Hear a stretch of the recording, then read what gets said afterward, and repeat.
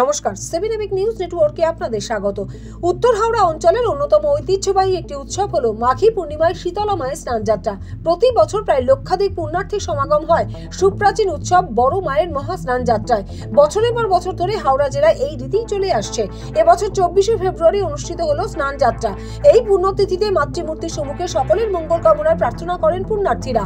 আবার এদিনই উচ্চ মাধ্যমিক পরীক্ষা থাকায় সকাল থেকেই বিশাল পুলিশ বাহিনী মোতায়েন ছিল শালকিয়া, লিলুয়া এবং গোলাবাড়ি এলাকায়। অপ্রীতিকর ঘটনা এড়াতে এদিনে নিরাপত্তার ব্যবস্থা খতিয়ে দেখতে ঘটনাস্থলে এসেছিলেন হাওড়ার পুলিশ কমিশনার প্রবীণ কুমার ত্রিপাঠী। বিশেষ এই উৎসবের দিনে উচ্চ মাধ্যমিক পরীক্ষা থাকায় পরীক্ষার্থীরা যাতে নির্বিঘ্নে গন্তব্যে পৌঁছাতে পারে তার জন্য যান চলাচল ব্যবস্থা দিকেও ছিল কড়া প্রশাসনের নজরদারি। পাশাপাশি পরীক্ষার কারণে লিলুয়া থানার উদ্যোগে মাইক এবং বক্স বাজানো নিষিদ্ধ ছিল সিসিটিভির নজরদারিও। বিভিন্ন রূপে সেজে বর্ণাঢ্য শোভাযাত্রা নজর কাড়ে সকলের।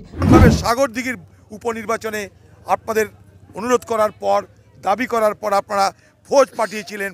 সেই একইভাবে শুধু মুর্শিদাবাদ নয়, সারা পশ্চিমবঙ্গে নির্বাচনের আগে আপনাদের ফৌজ পাঠানো দরকার। না হলে আজকে সরকার চাইবে এই ভোটকে পঞ্চায়েত ভোটে রূপান্তরিত করতে, আজকে তৃণমূল চাইবে লোকসভার ভোট পঞ্চায়েত ভোটে রূপান্তরিত করতে, যদি আপনারা এই বিষয়টা গুরুত্ব না দেন। তাই তাদের ফৌজ পাঠানোতে আমরা খুশি হচ্ছি। এই রাজ্যে গন্ডগোল বেশি, তাই এখানে ভোট নিয়ে গন্ডগোল হয়, তাই অন্য রাজ্যে পঞ্চায়েত ভোটে খুনাখুনি হয় না। ছত্তিশগড়ের ওপরে ঘূর্ণাবর্তের ঘনঘটা, সেই সঙ্গে সমুদ্রের দিক থেকে গাঙ্গেয় পশ্চিমবঙ্গে প্রবেশ করছে জলীয় বাষ্পপূর্ণ বায়ু। এই দুয়ের জোরে আগামী 3 দিন দক্ষিণবঙ্গের প্রায় সব জেলাতেই বৃষ্টির পূর্বাভাস দিল আলিপুর আবহাওয়া দপ্তর। আজ অর্থাৎ রবিবার থেকে মঙ্গলবার পর্যন্ত বজ্রবিদ্যুৎ সহ বৃষ্টির সম্ভাবনা রয়েছে 2 চব্বিশ পরগনা, 2 মেদিনীপুর, কলকাতা, হাওড়া, হুগলি, নদিয়া, পূর্ব বর্ধমান, পশ্চিম বর্ধমান, মুর্শিদাবাদ, বীরভূম, পুরুলিয়া এবং ঝাড়গ্রামে। মাঝে সোমবার দক্ষিণ 24 পরগনা, পূর্ব মেদিনীপুর, হাওড়া, হুগলি এবং পশ্চিম মেদিনীপুর ছাড়ার কোথাও বৃষ্টির পূর্বাভাস নেই। শীত বিদায় নিলেও বসন্তের শুষ্ক আবহাওয়া বজায় থাকবে এই কটা দিন। আবারও ভারত বাংলাদেশ সীমান্তে গ্রেপ্তার মহিলা সহ 6 জন বাংলাদেশি। উত্তর 24 পরগনা জেলার বাগদা থানার অন্তর্গত ভারত বাংলাদেশ সীমান্তের টালিখোলা এলাকার ঘটনা। জানা গেছে, গোপন সূত্রে খবর পেয়ে রবিবার ভোর রাতে হেলেঞ্চা দত্তফুলিয়া সড়কের টালিখোলা এলাকায় হানা দিয়ে এক মহিলা সহ 6 জন সন্দেহভাজন ব্যক্তিকে আটক করে বাগদা থানার পুলিশ। তাদের কাছে কোনো বৈধ কাগজপত্র ছিল না।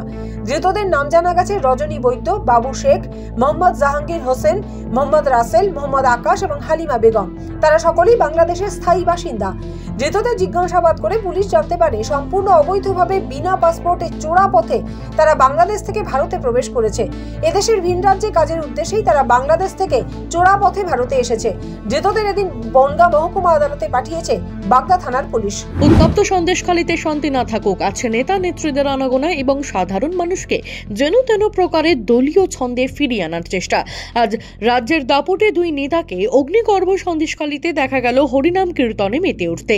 আসলে সেই যে সমীর চট্টোপাধ্যায় লিখেছিলেন না, হরি হে তুমি আমারও বন্ধু, বাপেরও বন্ধু, কখনো ভিখারি তুমি, কখনো ভিআইপি, ঠান্ডা গাড়ি চড়ে দেখো গরিবের হাল কি, কখনো ময়দানে মাতো জ্বালাময়ী ভাষণে তুমি পুকুর ভালোবাসো, আবার প্রমোটারও সাথে, পুকুর বুঝে বাড়ি হলে সেটাও তোমার হাতে, তুমি কথা বলো এক আর কাজে অন্য লোক, তোমার কর্ম তুমি করো, তোমার ভালো হোক।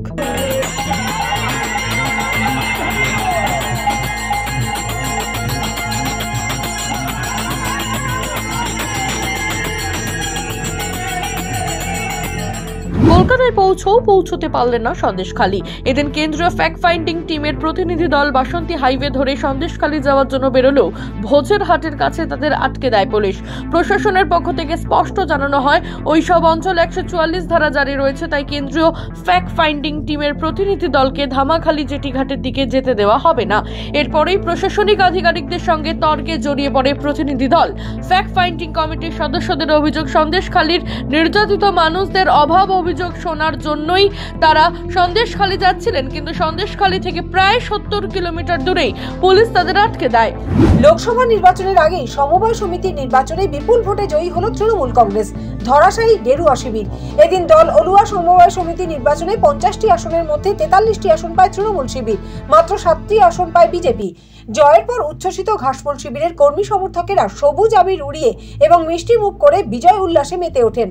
জয়ী প্রতিনিধিদের অভিনন্দন জানিয়েছেন এগরার বিধায়ক তরুণ কুমার মাইতি, কাঁথি সাংগঠনিক জেলা তৃণমূল সভাপতি পীযূষ কান্তি পণ্ডা, এগরার পুরপ্রধান স্বপন কুমার নায়ক প্রমুখরা। এতেই প্রমাণিত হয় আসন্ন লোকসভা নির্বাচনেও এগরা থেকে বিপুল সংখ্যক ভোটে জয়ী হবে তৃণমূল বলে জানান এগরার বিধায়ক। ছাপ্পা এবং র্যাগিং করে তৃণমূল ভোটে জিতেছে, লোকসভা ভোটে এগরার মানুষ বিজেপিকেই সমর্থন করবে বলে পাল্টা দাবি গেরুয়া শিবিরের। পূর্ব মেদিনীপুর থেকে মদন মাইতি, 7 এভিক নিউজ নেটওয়ার্ক। জয় হিন্দ। সমস্ত খবরের আপডেট পেতে লাইক করে সাবস্ক্রাইব করুন 7 এভিক নিউজ। সেই সঙ্গে বেল বাটন প্রেস করতে ভুলবেন না। আপনাদের একটা সাবস্ক্রিপশন আমাদের জন্য অত্যন্ত মূল্যবান। জয় হিন্দ।